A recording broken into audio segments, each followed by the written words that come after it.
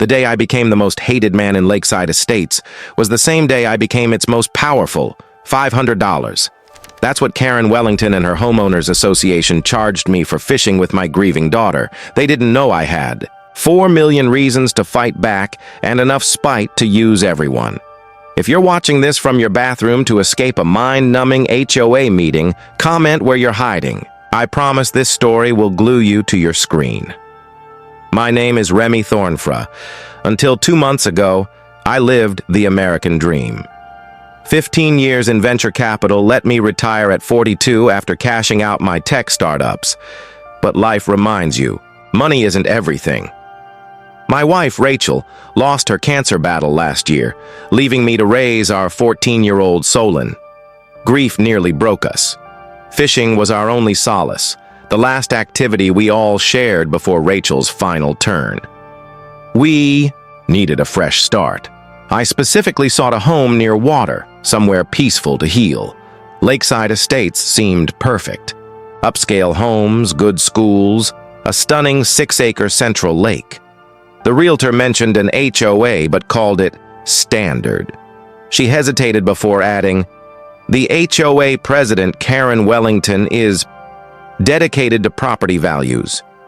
I'd handled difficult people my whole career. How bad could one bureaucrat be? I found out on a quiet Saturday in April. Solon and I were at the community dock. She'd just caught her second bluegill and was smiling, a genuine smile I hadn't seen in weeks, when a sharp voice cut the air.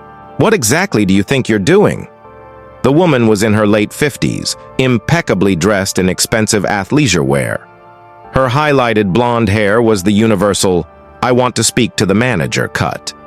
She carried a tablet like a shield. "Good morning," I said, friendly. "Just fishing with my daughter. I'm Remy Thornfra. We moved to Sycamore Drive 2 months ago." She ignored my hand. "Mr. Thornfra, fishing is explicitly prohibited. This violates HOA regulations. I'm Karen Wellington, HOA president." She said it like announcing royalty. "I'm issuing a violation. The fine is $500. Solon froze beside me. "There must be a mistake," I said calmly. "The realtor said fishing was an amenity, a selling point."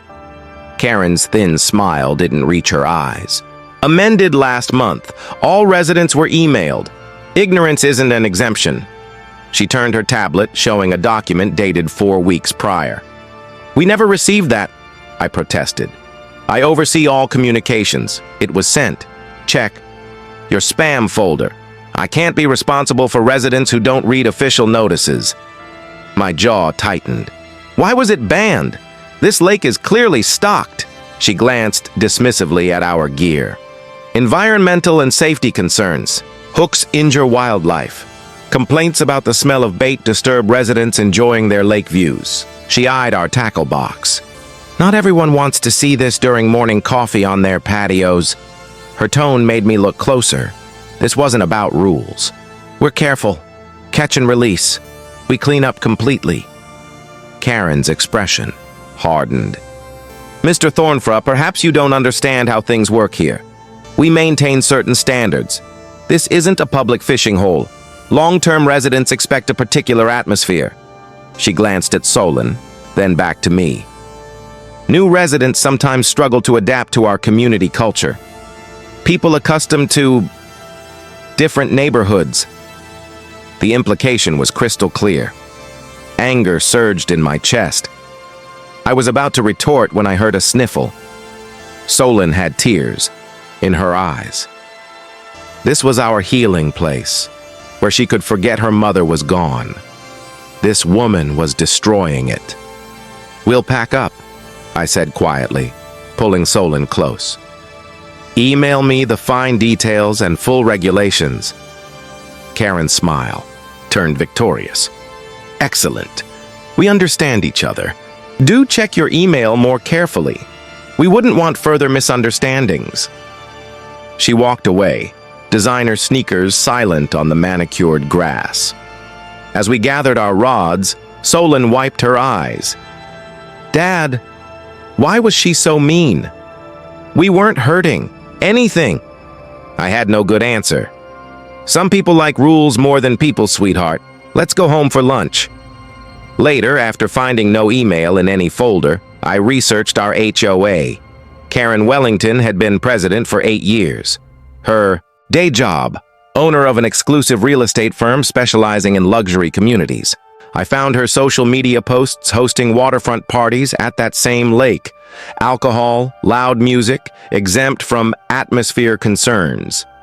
Buried deep in HOA docs, I discovered the lake was common property belonging to all residents. No clause. Gave the HOA absolute control. That evening, I saw Karen with friends at the lakeside gazebo, wine glasses in hand, laughing. They want to play the rules game, I murmured. Fine. But first, who actually owns this water? The next morning, I met Merrick Henderson, a retired attorney walking his dog. When I mentioned Karen, his expression darkened. Ah, you've met our neighborhood dictator. Quoted an obscure regulation and fined you? I nodded. Merrick shook his head. She's run this place like her personal fiefdom for years. Most just pay and keep their heads down. He glanced around. For background, come for coffee. I've collected HOA horror stories. I went that afternoon. Over excellent coffee, he explained. The lake isn't HOA owned. It's owned by Meridian Development Corporation. They leased recreational rights to the HOA for 30 years. He tapped a document. That lease expires in less than 2 months. This caught my attention. What happens then? Meridian could renew, sell to the HOA, or find another buyer. Most residents think the HOA owns it. Merrick leaned forward. But Meridian is financially struggling, might liquidate assets fast. Karen knows this. We dug into public records. Through shell companies linked to her real estate business, Karen had been acquiring properties after residents were forced to sell by excessive HOA fines. Now she's after bigger game, Merrick concluded. She's in private talks with Meridian to buy the lake herself, not for the HOA, for her company. Plans to reduce access and build luxury homes on the odd-nut shoreline. The fishing ban wasn't about environment. It was about restricting use before ownership changed. Merrick introduced me to Samuel Washington, a retired bank owner who'd experienced Karen's discrimination. In his study, Samuel revealed a database. Homeowners of color received violations at triple the rate. New residents were cited for things long-term owners got away with. Properties sold low due to compliance issues often went to shell companies connected to Wellington properties. Her operation is clever, Samuel explained, showing property records. She never buys directly. Uses LLCs. Lakeside Investments, Wellington Holdings, Sierra Vista Properties, all tracing back to her but obscured. 6 homes followed this pattern over 5 years. Excessive violations, declining values, desperate sales, high resales after renovations. The lake is her endgame, Merrick said. Meridian overextended commercially. They're liquidating residential assets. The original plan included lakefront condos, but old environmental regulations blocked it. Those rules are relaxed now. With City Hall connections, Karen could get permits. 6 luxury homes could bring 7 or 8 million. My professional interest piqued. Tell me about Meridian's finances. Samuel connected me with former banking colleagues. Meridian was drowning in debt from a failed pandemic commercial project. Their credit lines were maxed. They were selling land to avoid bankruptcy. The lake, valued around $300,000, was one few unencumbered assets. Meanwhile, Merrick arranged gatherings with disgruntled residents. Stories shared a pattern. Targeted harassment after opposing Karen. James Morris, retired teacher, cited for excessive holiday decorations after speaking against her at town council. Same lights for 15 years. Suddenly too bright. Maria Gonzalez, healthcare worker. Foster kids banned from pool for being too loud when Karen's grandchildren wanted it. Executive decision, she said. Diana Winters, young, widow. Karen led an inspection, cited 5 violations none neighbors had, suggested this community isn't the right fit for someone in your situation. Each story revealed Karen's tactics: isolate opposition, apply pressure via HOA, force compliance, or drive out. Samuel created a secure messaging group. We built an underground resistance. I researched Karen's finances. Despite her image, Wellington Properties was highly leveraged. Multiple lines of credit against existing properties to fund her lifestyle and acquisitions. The lake deal wasn't just profit, it was financial survival.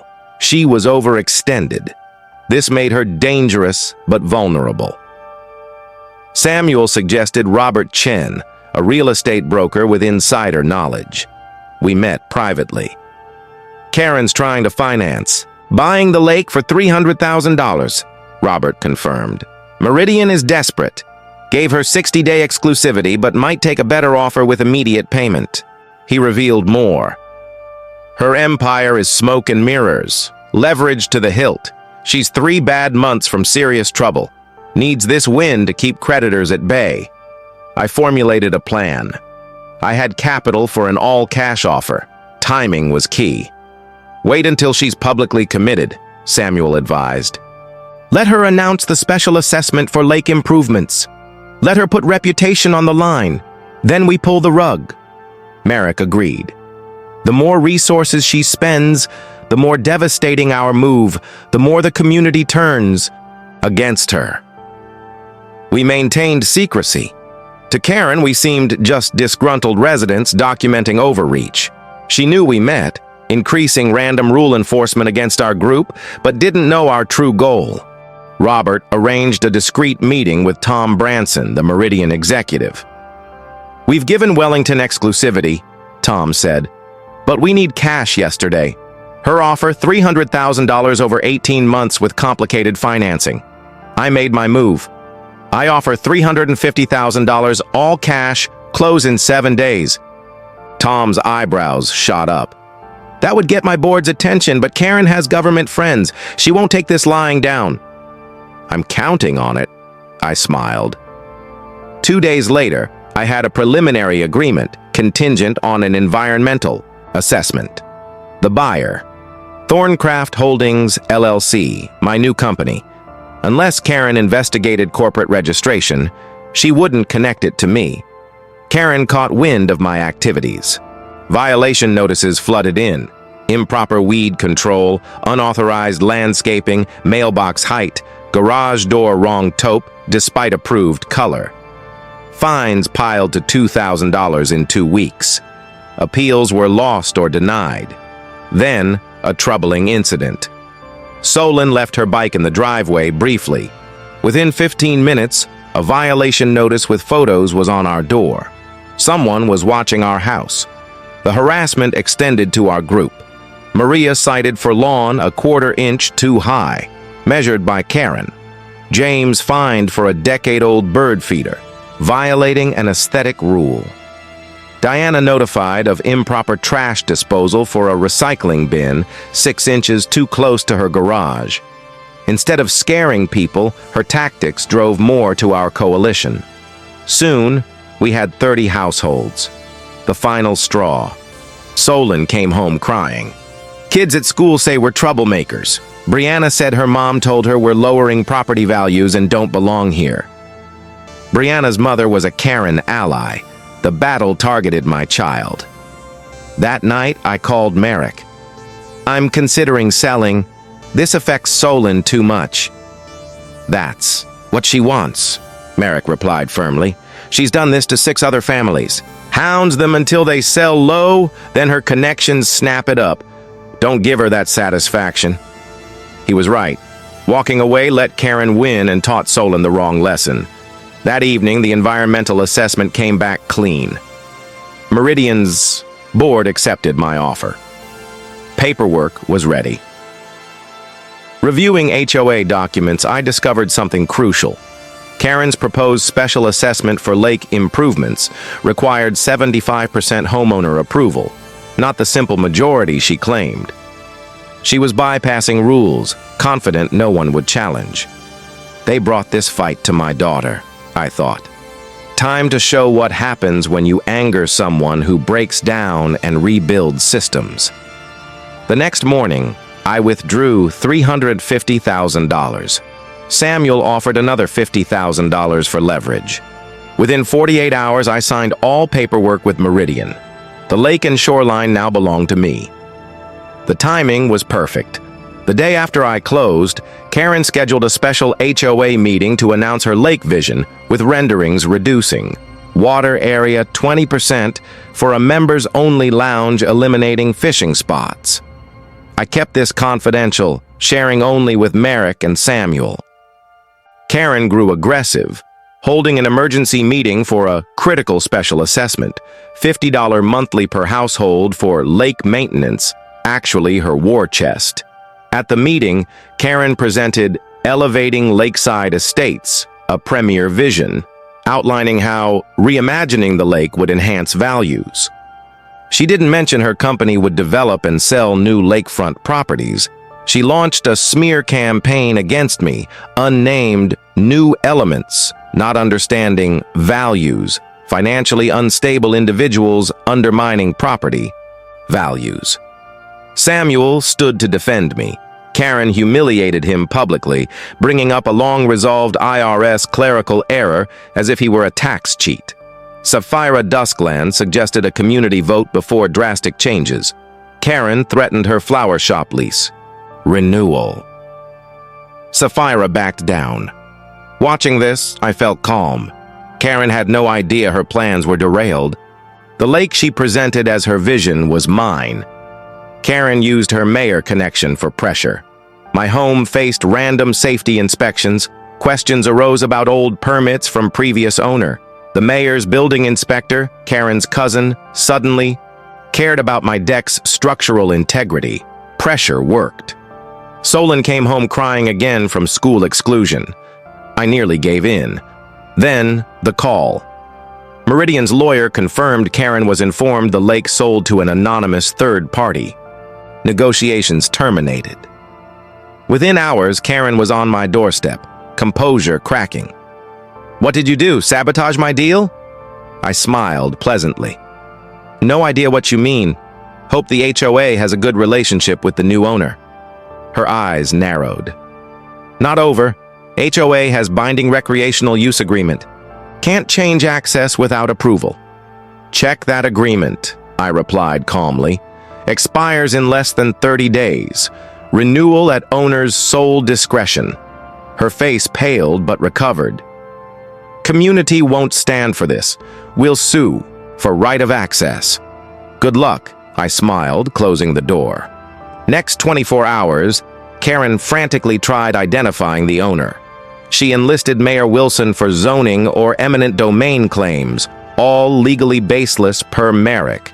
She convened an emergency legal committee to fight for rights. I met with a water quality expert. The lake had abnormal algae growth from years of unregulated landscaping chemicals. HOA neglected environmental health while using it as an excuse to ban fishing. Karen organized a massive lakeside party for original homeowners, excluding newer residents to assert community rights. Catered food, music, wine bars.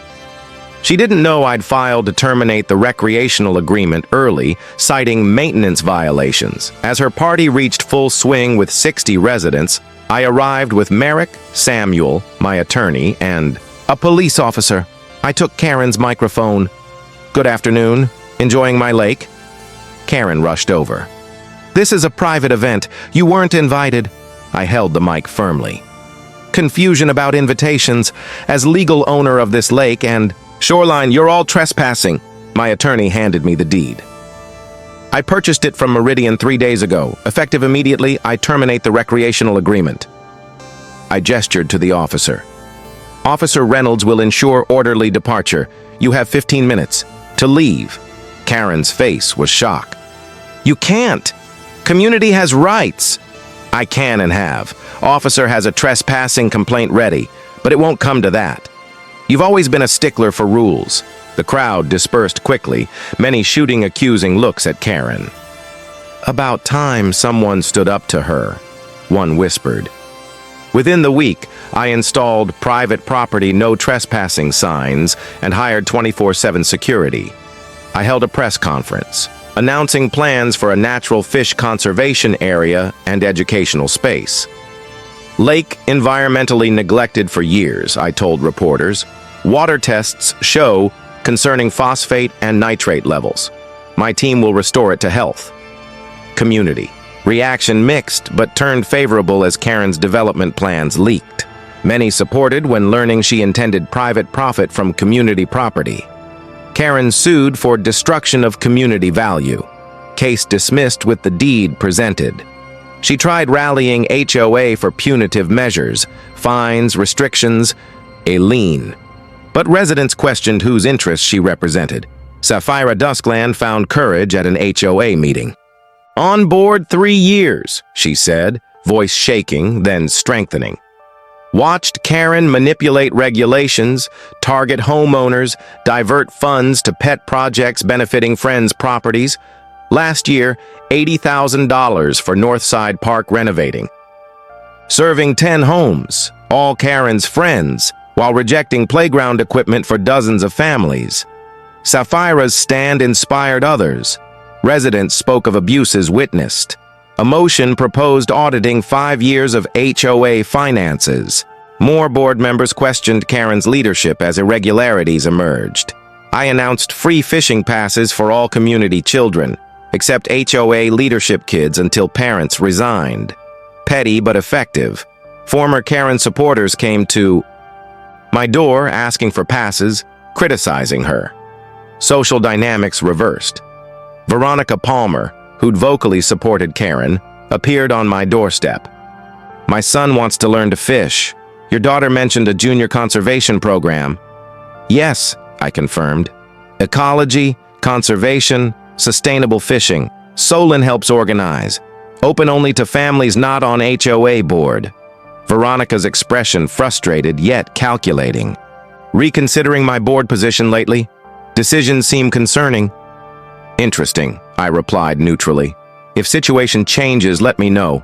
Program starts Saturday." Within 3 days, Veronica resigned from the board. 2 others followed. Karen grew desperate. Spread rumors the lake was polluted. I published professional water tests proving it cleaner than under HOA management. Then her most desperate move, bribing Merrick Henderson, promising to clear all his violations and a board position if he helped scare me into selling. Merrick recorded it. "I can make violations disappear," Karen's voice said clearly. "Place for you on restructured board with stipend. Just convince Thornfraw to sell the lake to HOA. Tell him about environmental liabilities, insurance costs, scare him." Merrick played it for me, smiling. Forgot the first rule of being a villain? Never try to corrupt a retired ethics attorney. Karen's final act. My security cameras caught her and 2 board members trespassing, pouring something from a bottle into the lake near fishing spots. I sent the video to police, charged with criminal trespassing and attempted environmental contamination. Karen's HOA finances were investigated. Found misappropriation of funds, selective enforcement, evidence of driving down property values for her real estate gains.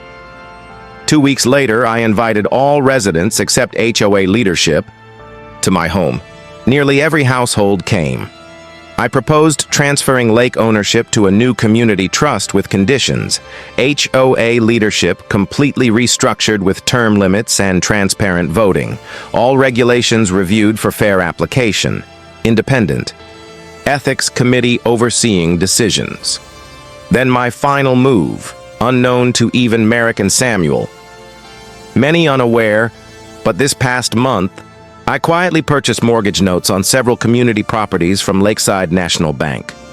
The room erupted in murmurs, including Karen Wellington's home. I'd used my connections and Samuel's banking relationships to buy debt on 20% of homes, focusing on Karen's allies. No intention of foreclosing or calling debts. prepared to offer refinancing below market rates to everyone. But first, we fix this broken system. The vote to replace HOA leadership was nearly unanimous. Karen resigned in disgrace, facing criminal charges and civil lawsuits from unfairly targeted homeowners. Her real estate company investigated for unethical practices. Months later, she listed her house, no takers due to toxic reputation. Sapphira.